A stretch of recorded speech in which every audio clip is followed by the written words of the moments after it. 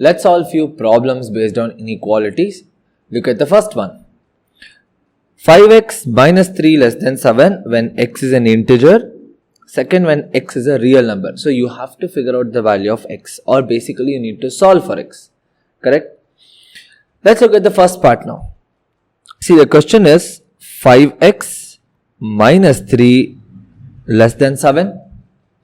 So let's take the 3 to the other side. Now, when you add 3 on both the sides, again, when you add a number, will the inequality change? No, it won't. So, when you add 3 on both the sides, you will have 5x minus 3 plus 3 is less than 7 plus 3.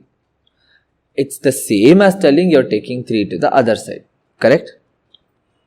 So, 5x is less than 10.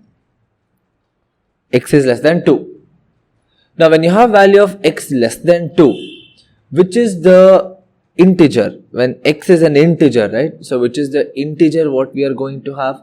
Now, whenever you are trying to solve this, one way of representing the answer for this one is something like this one.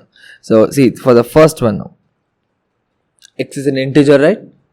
So, you can say x less than 2 where x belongs to z. Integer, only integer, set of integer. Okay, or another way of writing is x is equal to 1, 0, minus 1, minus 2, dot, dot, dot. You can also write it this way. Both are one and the same. Alright. Now, the second part of the question, if you look at it, in the second part, x is a real number.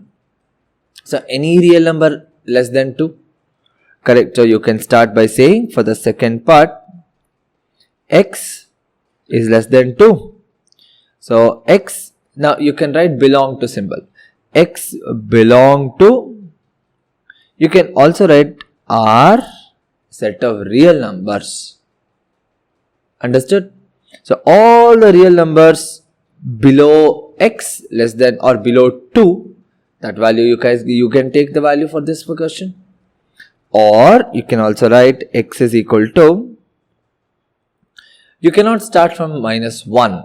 I have to start by minus 1.99 dot dot dot. 99999 keeps on going, correct? So like this, I can start by saying 1, 0, so many other things. Okay. So 1.9999, so minus or plus, both are one. I mean, both of them can be included, isn't it?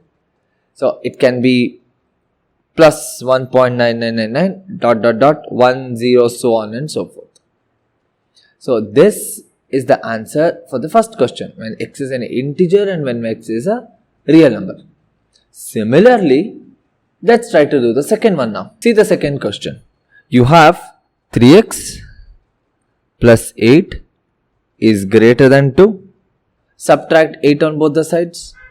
So, you get 3x is greater than 2 minus 8. Or 3x is greater than minus 6. Okay, now see, you need the value of x, isn't it?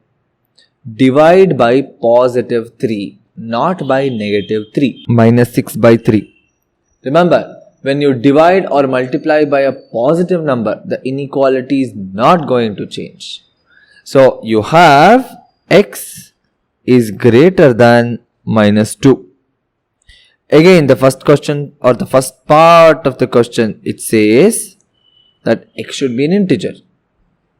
Correct? Since x is an integer and we have x greater than minus 2. Greater than minus 2 will be minus 1. 0, 1, 2, 3, 4, blah, blah, so on and so forth. Correct? So, for the first one, what you are going to have when x is an integer, x is less than, okay, so here, instead of writing less than, I think it's better we write x is greater than minus 2 and x belongs to z. Set of integers. Correct? It's a very simple one. Now for the second one or the second sub part of the question, x is a real number. a real number will include everything, correct? It's not that it can include everything. It will include everything. So that's why what do we do for the second part? You can write x is greater than minus 2 where x belongs to R, set of real numbers. Or another way of representing, we used to write as in this one, the bracket part. So for the first one, you can also write x is equal to, see, greater than minus 2, minus 1, 0, 1, 2, so on and so forth. But when you have set of real numbers, you have to include everything, guys. Everything you have to include. Okay. So you can write x is equal to minus 2, right? So minus 1.9999 so on and so forth, or minus 1.5, minus 1, 0. I mean, you can't really stop for a set of real number, correct? So these two are the answers for the given question. Now we solved two problems and both of them are based on the same type, where x is an integer, x is a real number, and how you are going to get the answer for those two. Okay, so the answer whatever I'm shown here on the screen, that gives you an idea as to how to solve these kind of problems. So in the next video, you guys are going to solve different types of problems from inequalities itself.